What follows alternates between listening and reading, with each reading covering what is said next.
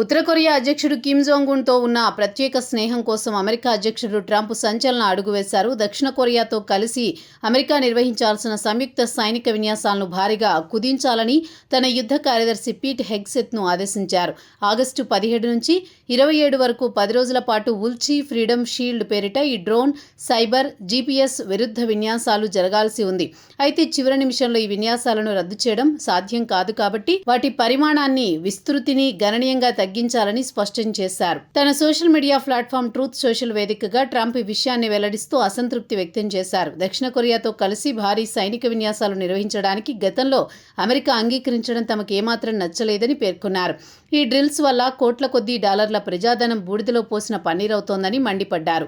అంతేకాక అనవసరంగా ఉత్తర కొరియాకు శత్రుత్వ సంకేతాలు పంపడం ఏమాత్రం సరికాదని వ్యాఖ్యానించారు. తన పాలనా కాలంలో కిమ్ జోంగ్ ఉన్తో ఎంతో మర్యాదగా, ఎలాంటి బెదిరింపులు లేకుండా నడుచుకున్నారని ట్రంప్ వ్యాఖ్యానించడం గమనార్హం.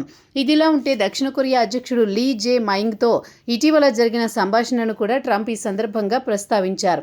ఇరాన్ అణు నిరోధక చర్యల్లో అమెరికాతో చేతులు కలపాల్సిందిగా దక్షిణ కొరియాను కోరానని, అయితే వారు అందుకు నిరాకరించారని ట్రంప్ తెలిపారు.